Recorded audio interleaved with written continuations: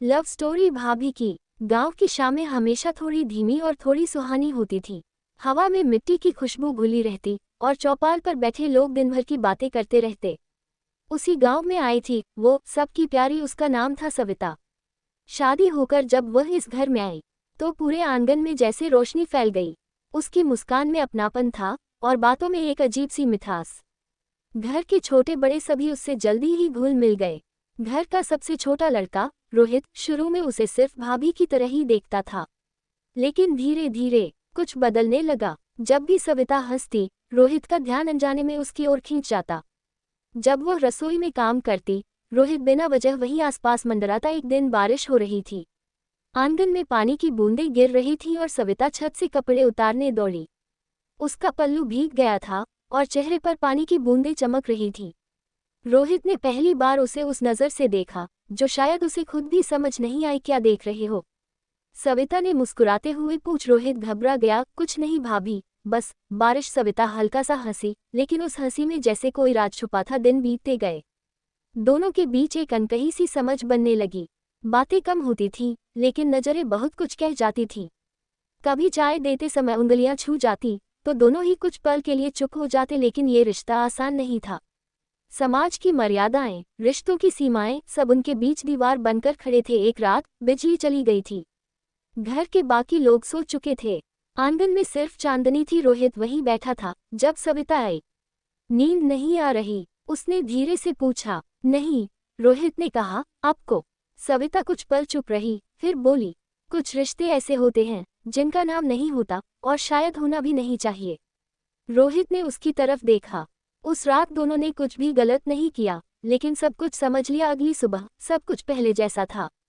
सविता वही भाभी थी और रोहित वही देवर।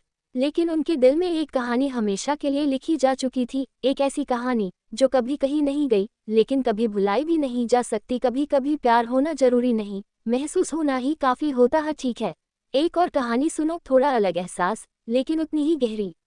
शहर की भीड़ भाड़ में भी कुछ रिश्ते बड़े खामोश होते हैं। अंकित अपने बड़े भाई के साथ रहता था।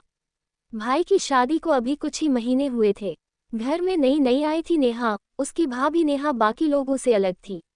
ना ज्यादा बोलती, ना ज्यादा हंसती, लेकिन उसकी आंखों में जैसे एक अधूरी कहानी छुपी रहती। अंकित अक्सर नोटिस करता कि भैया काम में इतने व्यस्त रहते कि नेहा दिन भर अकेली ही रहती।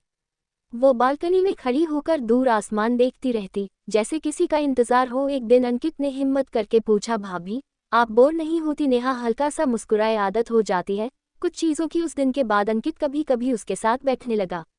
छोटी छोटी बातें, चाय के कप और शाम की हवा, दोनों के बीच एक सुकून बनने लगा। नेहा अब पहले से थोड़ी ज्यादा मुस्कुराने लगी थी। एक शाम जब दोनों छत पर बैठे थे, नेहा ने अचानक पूछा, तुम्हें कभी ऐसा लगा है कि तुम जहाँ हो वो जगह तुम्हारी नहीं है? अंकित ने उसकी तरफ देखा। शायद, लेकिन फिर हम वही रहना सीख जाते हैं। नेहा की आंखों में हल्की नमी आ गई। सब सीख जाते हैं, पर दिल नहीं सीखता। उस पल अंकित को एहसास हुआ कि ये सिर्फ अकेलापन नहीं है, ये कुछ और है जो वो समझने लगा था। दिन बीतते गए, दोनों के बीच एक अनकहा रिश्ता बनने लगा। कोई वादे नहीं, कोई नाम नहीं, बस एक एहसास। लेकिन हर कहानी को अपनी हद पता होती है। एक दिन नेहा ने कहा, अंकित तुम बहुत अच्छे हो, लेकिन हमें भूल जाना चाहिए कि हम कभी इतने करीब आए थे। अंकित चौंक गया। क्यों? नेहा मुस्कुराए, लेकिन इस बार उसकी मुस्कान में दर्द था, क्योंकि कुछ रिश्ते जितने दूर रहे उतने ही खूबसूरत रहते हैं। उस दिन के बाद दोनों फिर वही बन गए, देवर और भाभी।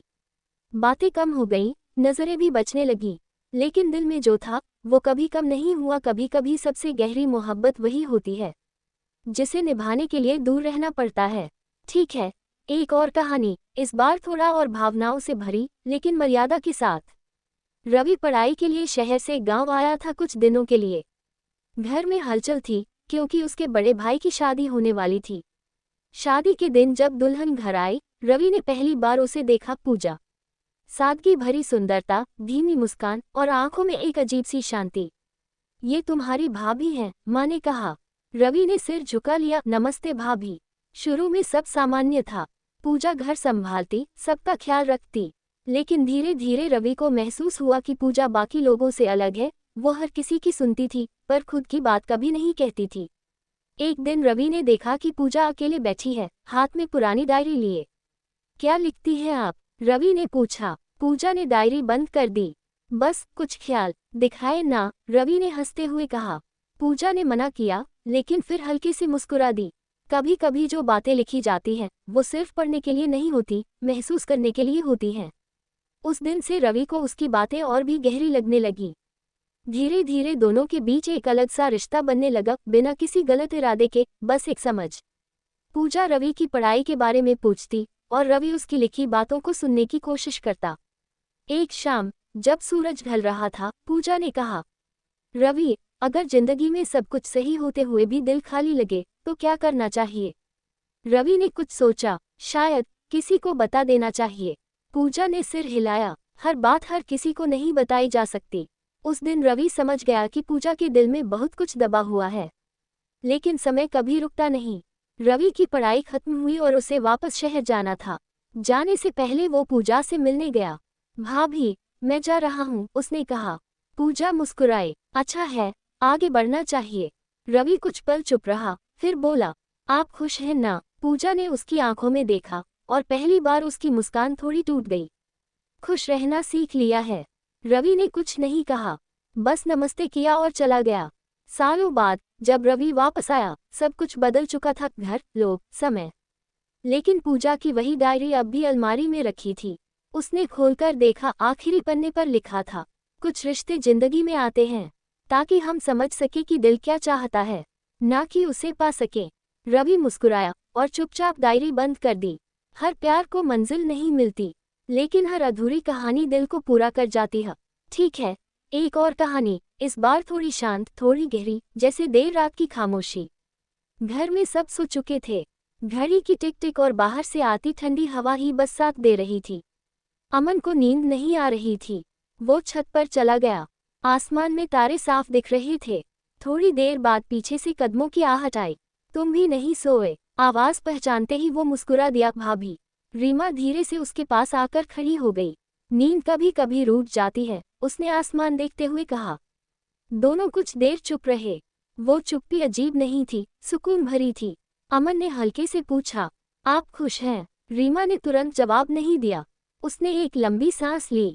खुशी एक आदत जैसी हो जाती है, निभानी पड़ती है। अमन ने उसकी तरफ देखा, जैसे पहली बार सच में उसे समझने की कोशिश कर रहा हो। आप हमेशा सबका ख्याल रखती हैं, कोई आपका रखता है?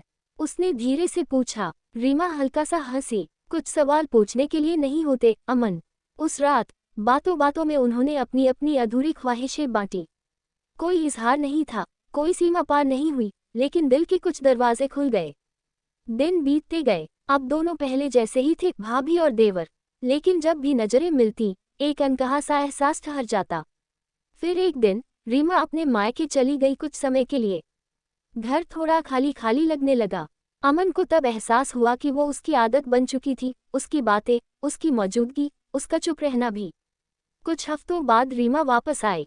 सब कुछ सामान्य था, लेकिन उस रात जब दोनों फिर छत पर मिले, रीमा ने कहा, अमन, हमें याद रखना चाहिए कि हम कौन हैं और हमारी जगह क्या है। अमन ने सिर हिलाया, मैं जानता हूँ। रीमा ने हल्की मुस्कान दी। बस यही समझ सबसे जरूरी है। उस दिन के बाद दोनों ने दूरी बना ली, न मजबूरी से, बल्कि समझदारी से।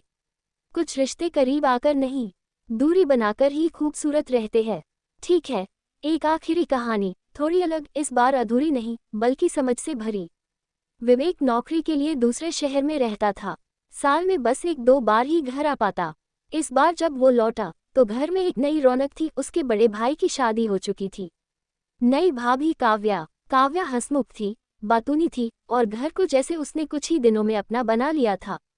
विवेक को भी उससे बात करना अच्छा लगता था। वो मजाक करती, छेड़ती और हर बात में अपनापन झलकता। धीरे धीरे दोनों के बीच एक अच्छी दोस्ती हो गई। चाय पर लंबी बातें, पुराने किस्से और हंसी, सब कुछ बहुत आसान था। एक दिन काव्या ने हंसते हुए कहा, तुम तो मेरे अच्छे दोस्त बन गए हो, देवर जी। विवेक मुस्कुराया, और आप सबसे कूल भाभी। सब कुछ हल्का फुल्का था, लेकिन कहीं अंदर विवेक को कभी कभी लगता कि ये रिश्ता कुछ ज्यादा खास है। फिर एक दिन उसने खुद से सवाल किया, क्या ये सच में कुछ और है या बस अपनापन? उसने दूरी बनानी शुरू की। कम बातें, कम समय साथ बिताना। काव्या ने नोटिस किया, क्या हुआ, अब बात नहीं करते? उसने सीधे पूछा। विवेक थोड़ा असहज हुआ, नहीं, बस ऐसे ही। काव्या कुछ पल चुप रही, फिर बोली, देखो, कुछ रिश्ते बहुत प्यारे होते हैं, लेकिन उन्हें सही नाम देना और सही जगह पर रखना उससे भी जरूरी होता है। विवेक ने उसकी तरफ देखा। काव्या आगे बोली, तुम मेरे अच्छे दोस्त हो और हमेशा रहोगे, लेकिन उससे आगे कुछ सोचोगे तो ये खूबसूरती भी खत्म हो जाएगी। विवेक ने गहरी सांस ली और पहली बार चीजें बिल्कुल साफ दिखीं। वो मुस्कुराया, शायद मुझे यही समझना था। उस दिन के बाद सब कुछ बदल गया, लेकिन अच्छी तरीके से। अब उनकी बातें फिर से शुरू हुईं, लेकिन एक साफ और सच्ची सीमा के साथ। हंसी भी थी, अपनापन भी, और कोई उलझन नहीं। हर गहरा रिश्ता प्यार नहीं होता। कुछ रिश्ते समझ और सम्मान से ही सबसे खूबसूरत बनते हैं।